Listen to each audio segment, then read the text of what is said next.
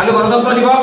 এই গণতন্ত্ৰ দিৱসৰ প্ৰাকক্ষণত অসমৰ বিশেষকৈ বিটিএডি অঞ্চলত বসবাস কৰি থকা 22 লক্ষ অবড়ো জনসাধাৰণক আন্ধাৰত ৰাখি অসমখন খণ্ড বিখণ্ড কৰিবলৈ গৈ অসমীয়া জাতিক নিষেধ কৰিবলৈ গৈ যি তেওঁলোকে ষড়যন্ত্ৰ কৰিছে, এই ষড়যন্ত্ৰৰ বেদিত কিন্তু আমাৰ 22 লাখ অবড়ো লোকক তেওঁলোকে বলিহালত তুলিছে। কিন্তু এই বিজেপি চৰকাৰে ৰাজ্য তথা সমগ্ৰ দেশত যে কা বিৰোধী আন্দোলন চলি আছে, কা বিৰোধী আন্দোলনৰ এক আবেগত একফালে গোটেই ৰাজনীতি কৰিছে, তাৰ লৈ তেওঁলোকে বিটিচিত একমাত্ৰ ভোট বেংক সৃষ্টি কৰাৰ লক্ষ্যৰে লখিমপুৰৰ পৰা আৰম্ভ কৰি তেওঁলোকে ধুবুৰীলৈ সুকীয়া ৰাজ্য গঠনৰ কাৰণে ইতিমধ্যে তেওঁলোকে ষড়যন্ত্ৰ কৰিছে।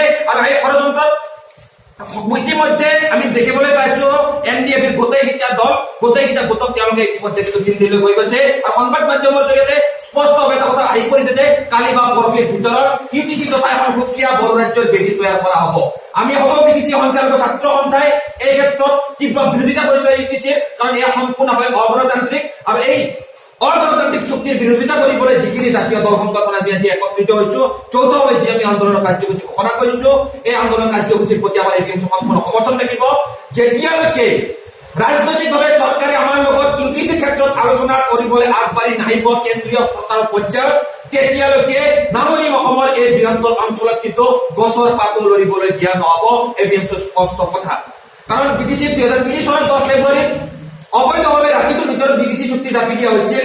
ঠিক তেনেকে চৰকাৰে এইবাৰ ভাবিছে আৰু এখন তেওঁলোকে চুক্তি জাপি দিব। কিন্তু তেতিয়াৰ পৰিৱেশ বেলেগ আছিল, এতিয়া কিন্তু 2003 চনৰ পৰিৱেশ নাই। এতিয়া বিটিএডিত বসবাস কৰি থকা অবড়ো জনসাধাৰণ একত্ৰিত হৈছে নিজৰ অধিকাৰৰ কাৰণে। আৰু এই অধিকাৰৰ ক্ষেত্ৰত সংগ্ৰাম আমি ৰাজপথত সংগ্ৰাম কৰিছো, আমি জনগণক লগত সংগ্ৰাম কৰিছো। আৰু 2014 চন আৰু 2019 চনৰ লোকসভা নিৰ্বাচনত কিন্তু আমি ৰাজনৈতিকভাৱে সংগ্ৰাম কৰিছো। 2014 চনত কি ইছ্যু লৈ আমাৰ কোকৰাঝাৰ লোকসভা সমষ্টিৰ পৰা সাংসদ দিল্লীলৈ পঠাইছিলো আমি। 2019 চনত বিটিএডিত বসবাস কৰি থকা কোকৰাঝাৰ লোকসভা সমষ্টিত বসবাস কৰি থকা জনসাধাৰণে কি ইছ্যুক লৈ আমি সাংসদ দিল্লীলৈ প্ৰেৰণ কৰিছিলো? একমাত্ৰ অবড়ো জনসাধাৰণৰ অধিকাৰ প্ৰতিষ্ঠাৰ ৰক্ষাৰ সংগ্ৰামৰ এটা অংশ হৈছে কিন্তু ৰাজনৈতিক আমাৰ সংগ্ৰাম।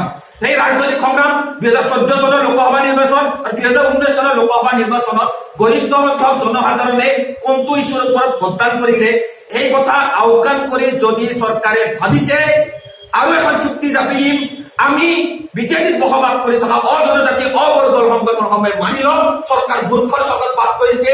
এতিয়াৰে পৰা আমাৰ এই প্ৰতিৰোধ সংগ্ৰাম আৰম্ভ হৈছে।